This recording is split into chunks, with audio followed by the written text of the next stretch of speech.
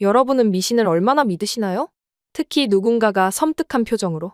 당신은 이제 곧 죽습니다. 같은 멘트를 날린다면요? 처음에는 비웃으실지도 모르죠. 기분이 나빠 그런 말을 한 상대에게 화를 낼지도 모르죠. 그 어떤 예언가가 말을 해도 믿지 않으실 겁니다. 아니 믿기 힘드시겠죠. 하지만 그 말이 끊임없이 머릿속을 맴돌고 심지어 갑자기 교통사고라도 당할 뻔한다면요? 그때부터 많은 분들이 극도로 무서움을 느끼기 시작할 겁니다. 그만큼 죽음에 대한 예고는 우리의 마음을 흔들어 놓을 만큼 강력하니까요. 오늘 이야기의 주인공은 프랑스 남부 작은 마을에서 자라 부모님의 반대를 무릅쓰고 한국으로 온 여성입니다. 6년간 완벽하게 한국에 적응한 그녀는 어느 날 친구들과 장난삼아 들른 점집에서 충격적인 말을 듣게 됩니다. 너 5개월도 못 살아. 그 말을 시작으로 그녀의 생각대로 흘러가던 인생은 완전히 바뀌었다고 하는데요. 이야기 한번 들어보시죠. 안녕하세요. 저는 클라라 듀부아입니다. 프랑스 보르도의 작은 포도밭 마을에서 태어난 저는 어릴 적부터 뭔가 달랐어요. 다른 친구들이 파리나 밀라노를 동경할 때 저는 유독 한국이라는 나라에 마음이 갔습니다. 처음에는 저도 그 이유를 정확히 몰랐어요. 제 나이 때 아이돌이나 드라마에 열광은 했지만 꼭 그 때문은 아니었거든요. 그냥 어딘가 정돈된 도시와 예의를 중시하는 문화가 제 영혼을 끌어당겼습니다. 클라라, 그 관심은 호기심 같은 거야. 부모님은 항상 그렇게 말했어요. 하지만 10대 시절 내내 한국 드라마를 보고 한류에 빠져 자연스레 한국어도 독학하고 한국 여행지를 인터넷으로 보며 지내는 저를 보면서도 부모님은 이해하지 못했습니다. 프랑스 남부의 포도밭 사이에서 자란 제가 왜 지구 반대편 나라에 그토록 매료되었는지 기성세대의 어른들은 이해할 수 없는 일이었어요. 대학 진학을 앞둔 18살 겨울, 저는 마침내 용기를 내어 부모님께 선언했습니다. 저, 한국에서 대학을 다니고 싶어요. 그 순간 식탁에 내려앉은 침묵은 아직도 잊을 수 없어요. 아버지는 또 그 소리냐며 답답해하셨고 어머니도 더 말하지 말라고만 하셨죠. 말도 안 되는 소리 마라. 너는 커서 우리 포도농장을 이어야지. 아버지의 목소리는 차가웠어요. 프랑스에서 3대째 포도농장을 지켜온 우리 가문에서 딸이 아시아로 떠난다는 건 상상도 할 수 없는 일이었습니다. 그날 밤부터 저희 집은 전쟁터가 됐어요. 제가 찾아온 한국 대학의 입학 안내서, 장학금 정보, 심지어 한국의 안전지수까지 보여드렸지만 소용없었습니다. 위험한 나라야. 문화가 너무 달라. 친구 하나 없는 곳에서 어떻게 살겠니? 라는 말만 돌아왔어요. 하지만 제 마음은 이미 정해져 있었습니다. 어렸을 때부터 느껴온 그 설명할 수 없는 끌림, 마치 전생에 한국과 연결되어 있었던 것 같은 그 감각을 부정할 수 없었어요. 부모님의 반대는 오히려 제 결심을 더 단단하게 만들었습니다. 장학금 신청서를 제출하고 비자 준비를 시작했어요. 부모님 몰래 진행했지만 작은 마을에선 비밀이 오래가지 않았습니다. 이웃의 제보로 알게 된 부모님은 제 여권을 강제로 뺏는 지경까지 갔어요. 그냥 우리 말 좀 듣고 살면 안 돼. 어머니는 눈물을 흘리며 말했습니다. 그날 밤, 저는 생애 처음으로 가출을 감행했어요. 파리에 사는 이모에게 도움을 청했고, 이모의 도움으로 새 여권을 발급받을 수 있었습니다. 이모는 저를 말리지 않았어요. 내 인생이야. 후회 없는 선택을 해라. 그 말이 제게 큰 힘이 됐습니다. 2달 후, 저는 마침내 장학금 합격 통지를 받았어요. 서울의 한 대학에서 외국인 전형으로 입학이 가능했죠. 기쁨에 들떠 집에 돌아왔지만 기다리고 있던 건 분노와 실망뿐이었어요. 내가 정 그렇다면 이제 더 이상 우리와 얼굴 마주할 생각 마라. 아버지의 최후 통첩이었습니다. 어머니는 울기만 했어요. 그 순간 제 마음은 갈기갈기 찢어졌지만 꿈을 포기할 수는 없었습니다. 결국 저는 짐을 쌌어요. 필요한 것만 배낭에 넣고 남은 돈을 세어보며 한국에서의 시작이 이렇게 고달프게 될지 몰라 하염없이 눈물만 났어요. 떠나는 날 아침, 저는 부모님의 방 앞에 편지를 남겼어요. 언젠가 이해해 주실 거라 믿습니다. 사랑합니다. 인천공항에 도착했을 때 제 인생에서 가장 두렵고 설레는 순간이었어요. 한국어 실력은 정말 느리게 겨우 말할 수 있었고 듣는 건 드라마랑 또 다른 느낌이어서 생소한 기분이기도 했죠. 서울이라는 도시는 인터넷에서 수만 번 봤지만 직접 보니 정말 낯선 곳이었습니다. 하지만 이상하게도 공항을 나와 서울역까지 오는 순간부터 묘한 안도감이 밀려왔어요. 마치 오랫동안 찾아 헤매던 집에 도착한 것 같은 느낌이었습니다. 대학 기숙사는 성적이 나오지 않는다면 한 학년 동안만 제공됐어요. 그 후로는 제 힘으로 살아가야 했습니다. 언어 장벽은 생각보다 높았어요. 수업 내용을 이해하는 것도 어려웠고 친구를 사귀는 것은 더더욱 힘들었습니다. 밤마다 혼자 울면서도 부모님께 연락할 수는 없었어요. 내가 틀렸다고 인정하는 순간 모든 것이 무너질 것 같았습니다. 첫 학기는 생존의 연속이었어요. 아르바이트를 시작했고 외국인 학생들을 위한 한국어 수업에 참여했습니다. 점차 말문이 트이기 시작했고 한국 친구들도 생겼어요. 그들은 제가 프랑스에서 온 것을 신기해했고 저는 그들에게 프랑스어를 가르쳐주며 교류했습니다. 2학년이 되자 저는 기숙사를 나와 작은 원룸을 구했어요. 월세를 감당하기 위해 카페에서 일하고 외국인 모델 아르바이트도 시작했습니다.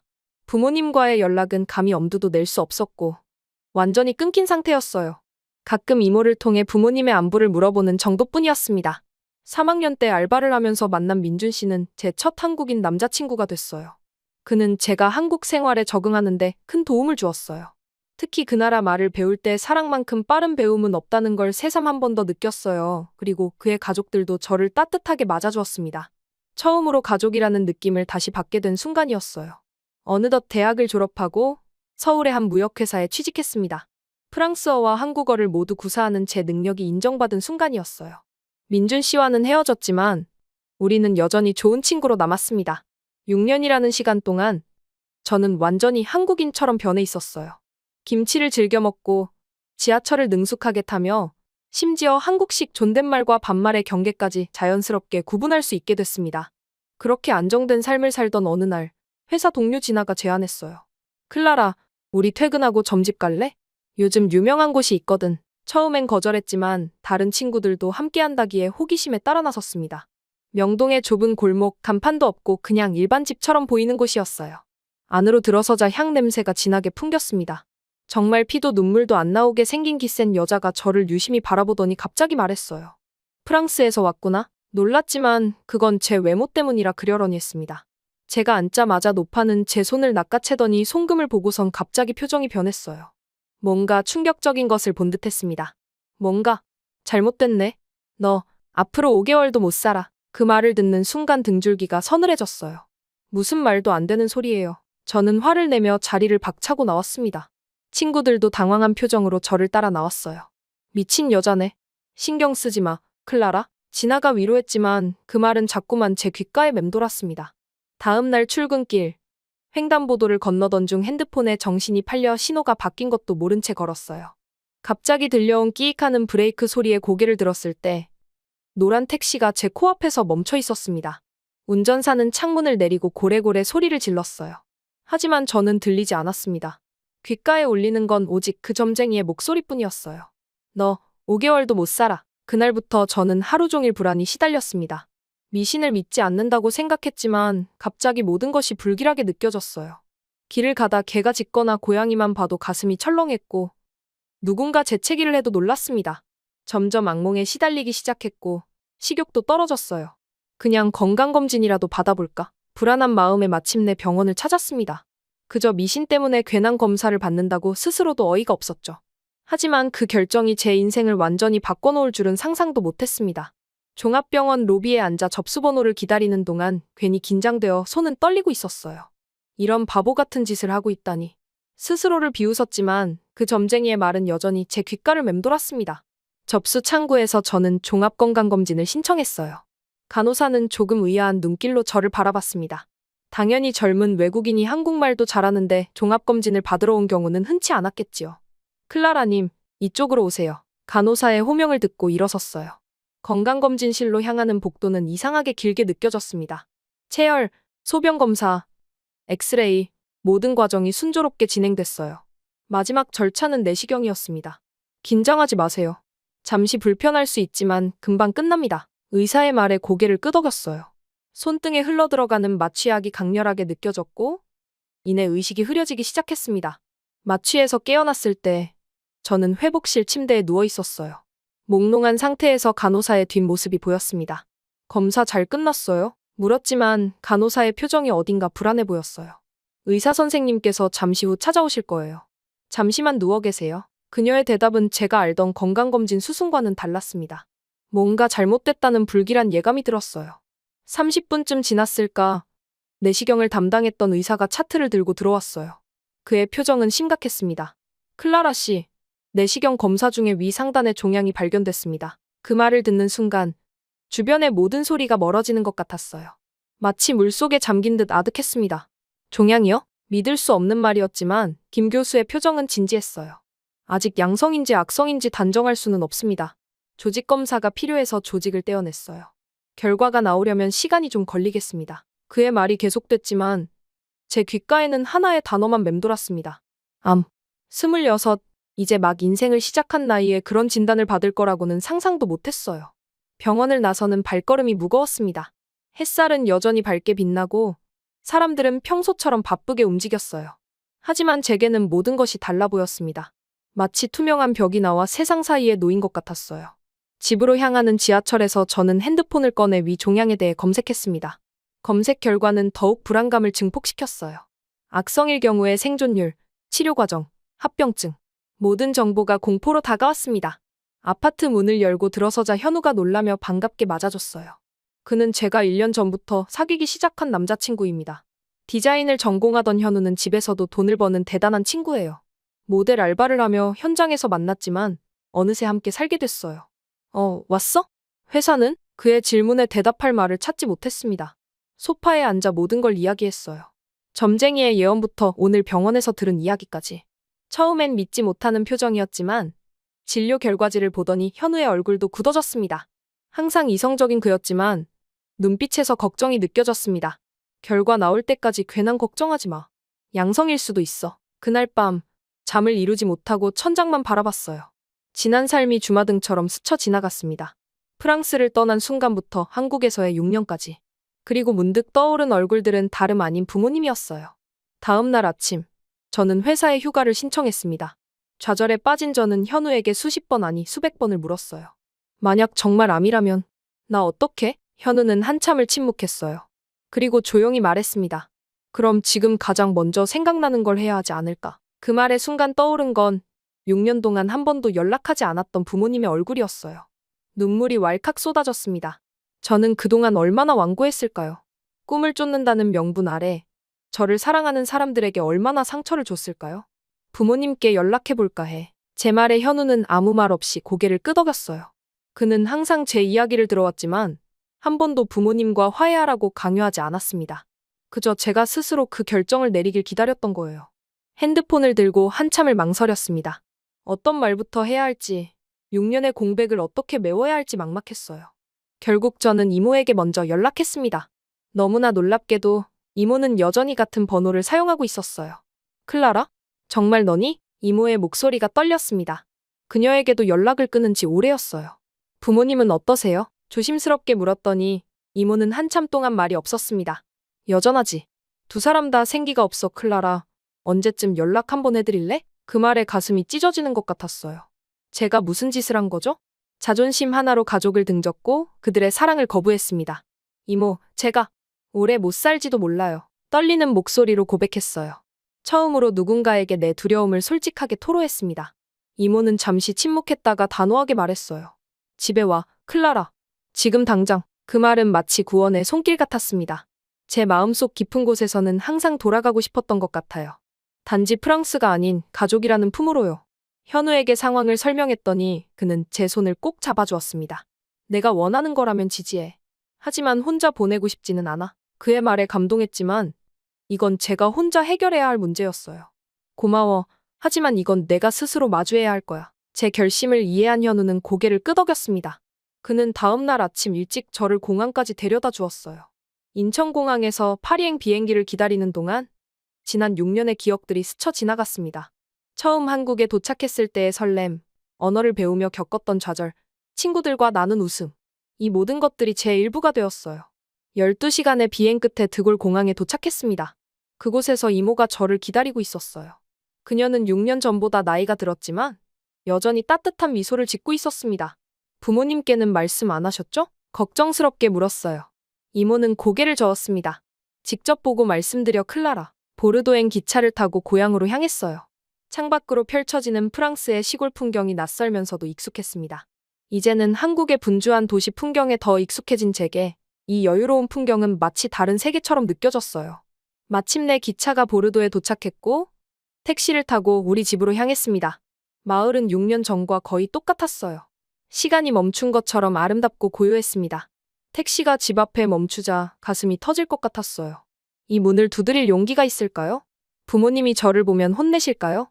몇 분간 집 앞에 서서 망설였습니다. 마침내 깊은 숨을 들이쉬고 문을 두드렸어요. 시간이 멈춘 것 같았습니다. 그리고 천천히 문이 열렸어요. 어머니가 서 계셨습니다. 6년 전보다 훨씬 나이 들어 보이셨어요. 흰 머리카락이 늘었고 주름도 깊어졌습니다. 저를 보시고는 귀신이라도 본 것처럼 굳으셨어요. 엄마, 나왔어. 떨리는 목소리로 인사했습니다. 어머니의 눈이 커졌고 손이 입을 막았어요. 그리고 다음 순간 엄마의 눈에서 눈물이 쏟아졌습니다. 우리 아가, 믿을 수 없다는 듯 소리치셨어요. 그리고 주저없이 저를 끌어안으셨습니다. 그 포옹 속에서 저는 마침내 눈물을 터뜨렸어요. 6년간 쌓아온 단단한 벽이 무너지는 순간이었습니다. 집 안으로 들어서자 모든 것이 기억 속 그대로였어요. 벽난로 위에 가족 사진들, 오래된 소파, 창가의 화분들까지. 그리고 거실에서 신문을 읽고 계시던 아버지가 고개를 드셨습니다. 우리의 시선이 마주쳤어요. 아버지의 얼굴에는 믿을 수 없다는 표정이 서렸습니다. 천천히 신문을 내려놓으시고 일어서셨어요. 클라라? 네, 아빠. 돌아왔어요. 제 말에 아버지의 눈가가 붉어졌습니다. 프랑스 남부의 강인한 포도농부였던 그가 딸 앞에서 감정을 드러내는 순간이었어요. 어머니는 서둘러 차를 준비하셨고 우리는 거실에 앉았습니다. 6년의 시간을 어떻게 압축해서 설명해야 할지 막막했어요. 하지만 그보다 더 중요한 이야기가 있었습니다. 사실 제가 지금 많이 아파요. 떨리는 목소리로 말했어요. 부모님의 표정이 순식간에 경직됐습니다. 병원에서 종양이 발견됐고 암일 수도 있대요. 그 말을 듣는 순간 아버지의 얼굴이 하얗게 변했어요. 어머니는 머그잔을 떨어뜨릴 뻔했습니다. 우리 딸, 어머니가 흐느끼기 시작했어요. 아버지는 자리에서 일어나 창가로 걸어갔습니다. 한참을 침묵하시더니 돌아보셨어요. 그의 눈가에는 눈물이 고여 있었습니다. 우리 딸, 어떻게 하면 되니? 클라라, 너만 살 수만 있다면 이 애비 장기라도 기꺼이 줄게. 그 말은 제 마음속 깊은 곳을 울렸어요. 6년간의 단절에도 불구하고 그들의 사랑은 변함없었습니다. 불효녀였던 저를 여전히 사랑해주는 부모님께 감사함과 미안함이 교차했어요. 그날 밤, 제 방에 누워 천장을 바라보았습니다. 여전히 제가 10대 때 사용하던 침대, 책상 그리고 벽에 붙어있는 한국 지도까지 모든 것이 그대로였어요. 마치 시간이 멈춰 저를 기다렸다는 듯이 말입니다. 다음 날 아침, 저는 부모님께 한국에서의 삶에 대해 말씀드렸어요. 대학에서의 공부, 취직 그리고 현우와의 만남까지. 처음에는 경직됐던 부모님의 표정이 점차 풀어졌습니다. 내가 행복하다면 그걸로 됐다. 이제라도 우릴 찾아왔으니 이제 우리도 행복해. 어머니의 말씀에 눈물이 났어요. 아버지는 여전히 말씀이 적으셨지만 눈빛으로 많은 것을 전해주셨습니다. 한국의 병원은 어때? 아버지가 물으셨어요. 거기서 치료받을 거니? 아니면 여기서? 그 질문에 저는 생각해 본 적이 없었습니다. 당연히 암이라면 한국에서 치료받는 게 좋을 것 같은데. 저는 시간이 별로 없다는 생각에 부모님과 떨어지기 싫은 마음도 생겼어요. 같이 한국에 가보시겠어요? 제 제안에 부모님은 놀란 표정을 지으셨습니다. 평생 프랑스를 떠난 적 없는 부모님에게는 큰 도전이었겠지요. 하지만 놀랍게도 그들은 거의 즉시 동의하셨어요. 우리 딸이 있는 곳이라면 어디든 갈게. 어머니의 말씀은 제 마음을 따뜻하게 해주었습니다. 그렇게 저희는 한국행 비행기표를 예약했어요. 가족이 함께 한국으로 가는 여정. 6년 전 홀로 떠났던 그 길을 이제는 사랑하는 사람들과 함께 돌아가게 된 것입니다. 인천공항에 도착한 우리 세 사람의 모습은 분명 이상해 보였을 거예요. 한국어가 능숙한 프랑스 딸과 생전 처음 아시아를 방문한 나이든 부모님. 아버지는 긴 비행 시간에 지쳐 보였지만 딸을 위해 강인한 모습을 유지하셨습니다. 어머니는 공항의 모든 것에 호기심 어린 눈빛을 보내셨어요. 여기가 내 세상이구나. 아버지의 말씀에 뭉클해졌습니다. 그분들께 제 두 번째 고향을 보여드리는 이 순간이 얼마나 비현실적인지 모르겠어요. 현우가 공항에서 우리를 기다리고 있었습니다. 그를 처음 만난 부모님은 당황스러워하셨지만 현우의 정중한 인사에 곧 마음을 여셨어요. 비록 언어는 통하지 않았지만 딸을 사랑하는 마음은 서로 이해할 수 있었습니다. 집으로 향하는 차 안에서 제 마음은 복잡했어요. 내일은 병원에서 정밀검사 결과를 받는 날이었습니다. 암이라면 어떻게 해야 할지, 부모님께 어떻게 설명해야 할지 두려움이 밀려왔어요. 제 작은 아파트에 도착했을 때 부모님은 놀라워하셨습니다. 이렇게 좁은 곳에서 살고 있었니? 어머니의 걱정스러운 질문에 웃음이 나왔어요. 프랑스 시골의 넓은 집에 익숙한 그들에게는 서울의 작은 아파트는 충격적이었겠지요. 현우는 정성스레 저녁을 준비했습니다. 부모님이 부담스러워하실까 한국 음식은 최소화하고 파스타와 샐러드를 만들었어요. 아버지는 조심스럽게 젓가락을 들고 씨름하시다가 결국 포크를 집어드셨습니다. 그 모습에 우리 모두 웃음을 터뜨렸어요. 잠자리에 들기 전 어머니는 제 손을 꼭 잡으셨습니다. 내일 병원에 함께 갈게. 무슨 일이 있어도 우리가 있잖니? 그 말에 안도감이 밀려왔어요. 혼자가 아니라는 사실이 얼마나 큰 위로가 되는지 몰랐습니다. 다음 날 아침, 우리 네 사람은 병원으로 향했어요. 진료실 앞에서 기다리는 동안 아버지는 안절부절 못하셨습니다. 평생 포도밭에서 일하던 그 거친 손이 떨리고 있었어요. 어머니는 묵주를 꺼내 기도를 시작하셨고 현우는 잠자코 제 손을 잡아주었습니다. 클라라 씨, 들어오세요. 간호사의 호명에 우리 모두 긴장했어요. 의사와의 대화는 혼자 듣고 싶었어요. 그래서 부모님과 현우는 밖에서 기다리기로 했습니다. 김 교수님은 환하게 웃으며 저를 맞이하셨어요. 좋은 소식입니다. 조직 검사 결과 종양이었던 조직은 암이 아니에요. 그 말을 듣는 순간 제 눈에서 눈물이 쏟아졌습니다. 정말요? 암이 아니라고요? 믿을 수 없었어요. 죽음의 공포가 순식간에 사라지는 기분이었습니다. 네, 단순 낭종성 종양이에요. 물론 제거는 해야 합니다만 간단한 내시경 수술로 가능해요. 회복도 빠를 겁니다. 김 교수님의 설명에 안도감이 밀려왔어요. 진료실을 나와 기다리고 있는 가족들에게 달려갔습니다. 암이 아니래요. 단순 낭종이래요. 그 말을 전하자 아버지는 그 자리에 주저앉으셨어요. 저 때문에 담배를 끊으셨던 분이 처음으로 담배를 찾으셨습니다. 어머니는 눈물을 흘리며 저를 끌어안았어요. 하느님, 감사합니다. 현우는 조용히 미소를 지으며 제 등을 토닥여 주었습니다. 그 순간만큼 행복했던 적이 있었을까요? 병원 카페테리아에 앉아 우리는 안도의 대화를 나눴어요. 수술 일정은 며칠 뒤로 바로 잡았고 부모님은 그때까지 한국에 머물기로 하셨습니다. 이제 죽음의 그림자에서 벗어났지만 한 가지 궁금증이 남아 있었어요. 그런데 왜 그 점쟁이는 내가 5개월도 못 산다고 했을까? 문득 떠오른 의문이었습니다. 순간 온몸에 소름이 돋았어요. 그 말이 아니었다면 저는 병원에 가지 않았을 테고 종양도 발견하지 못했을 겁니다. 결국 저는 현우에게 부탁했어요. 나 그 점집에 다시 한번 가보고 싶어. 현우는 걱정스러운 표정을 지었지만 제 고집을 알기에 말리지 않았습니다. 다음 날 부모님을 아파트에 모셔놓고 저희는 명동으로 향했어요. 첫 번째 방문 때와 달리 낮에 찾아간 골목은 생각보다 초라해 보였습니다.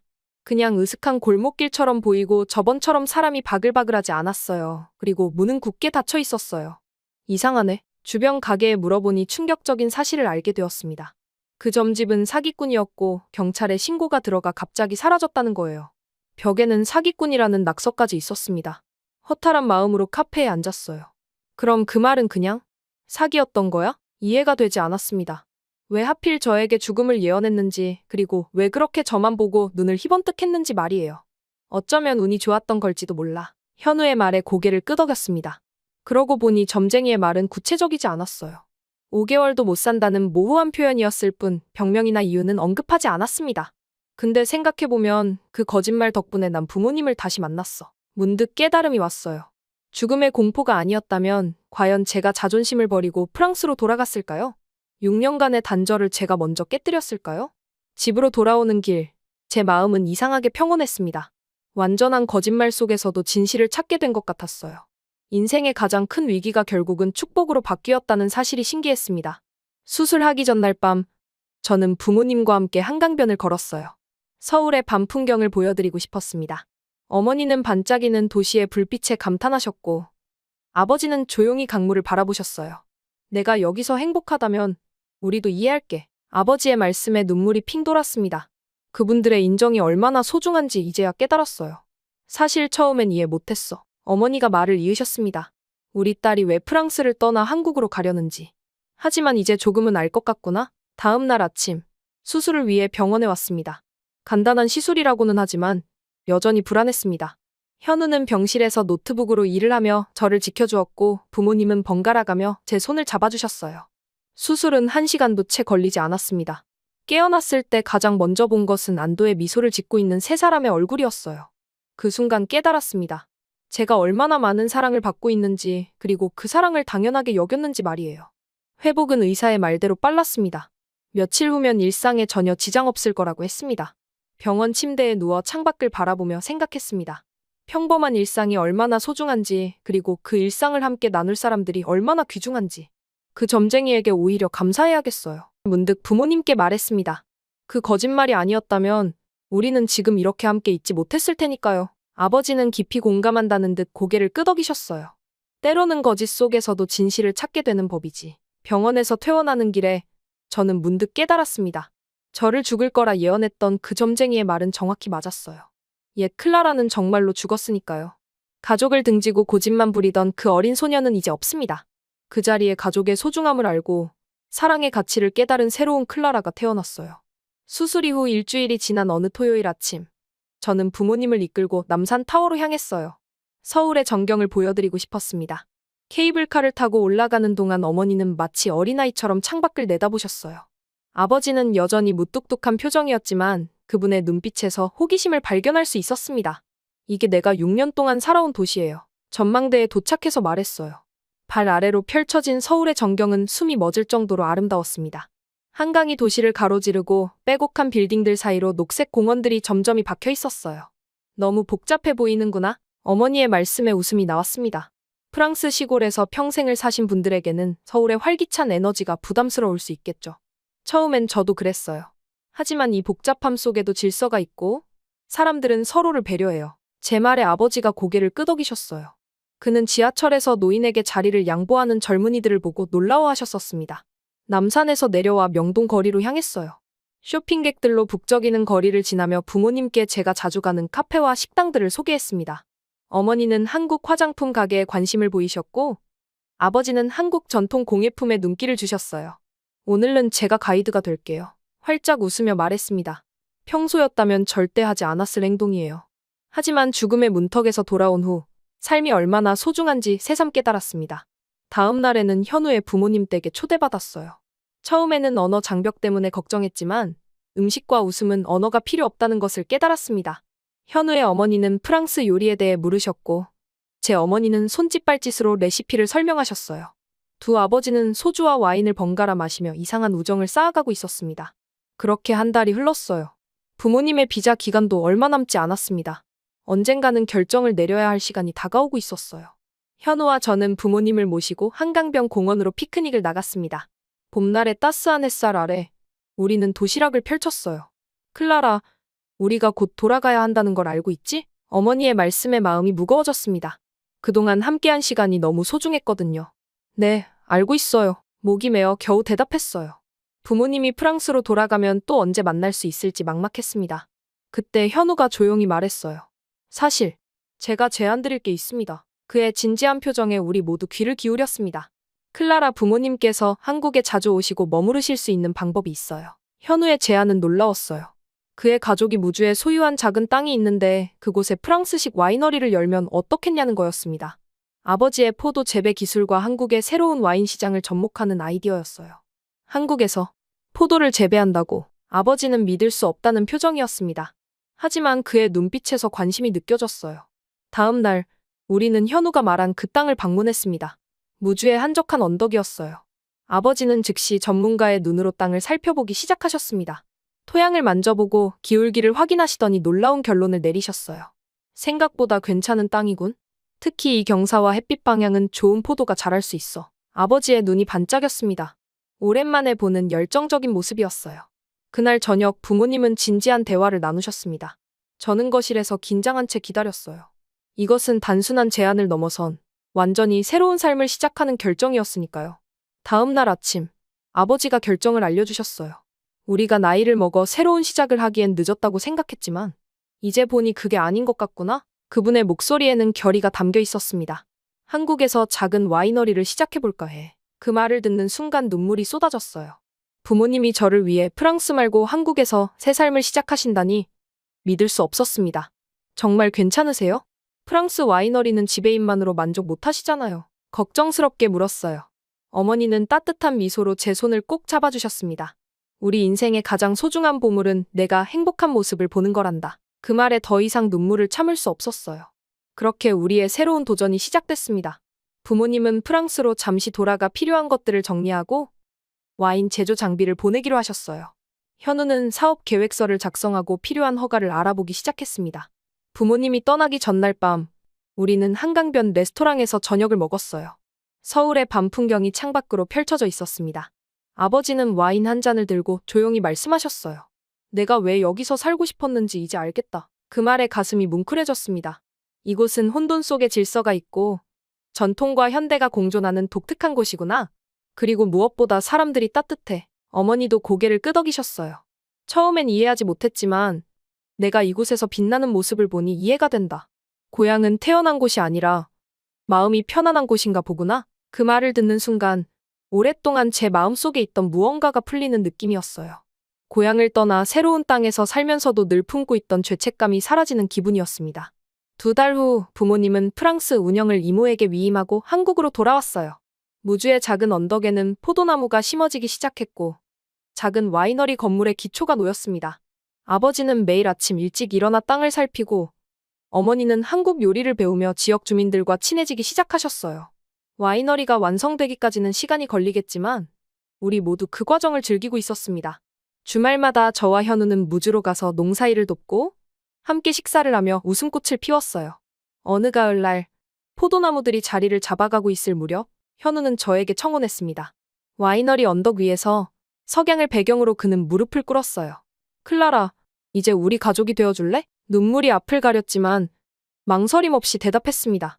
네, 물론이죠. 현우의 품에 안겨 행복한 눈물을 흘렸어요. 멀리서 부모님이 박수를 치며 환호하는 모습이 보였습니다. 결혼식은 이듬해 가을, 와이너리가 완성된 후에 열기로 했어요. 현우의 가족과 저희 가족 그리고 프랑스에서 오는 친척들까지 서로 다른 두 세계가 하나로 모이는 축제가 되겠죠? 이게 벌써 작년 이야기네요. 점쟁이 하나 때문에 울고 웃고 난리도 아니었어요. 그래도 그 점쟁이가 저에게만은 사기꾼이 아니었어요. 그 점쟁이한테 복채도 못 줬는데 이 이야기 듣고 자신인 것 같으면 꼭 한번 찾아왔으면 좋겠네요. 좋은 와인 한 병 꼭 주고 싶어요. 현우랑 아빠가 죽이 맞아갈수록 저는 죽겠어요. 둘이서 와인 시음을 한답시고 매일매일 술 파티를 벌인답니다. 그래도 이게 행복인 거겠죠? 다시는 못 볼 줄 알았던 가족. 저 이제 행복해도 되겠죠? 혹시 지금 제 이야기를 듣고 계신 여러분 중에도 누군가와 멀어진 채 살아가고 있다면 용기 내보세요. 돌아가는 길은 생각보다 가까울지도 몰라요. 끝까지 들어주셔서 감사합니다.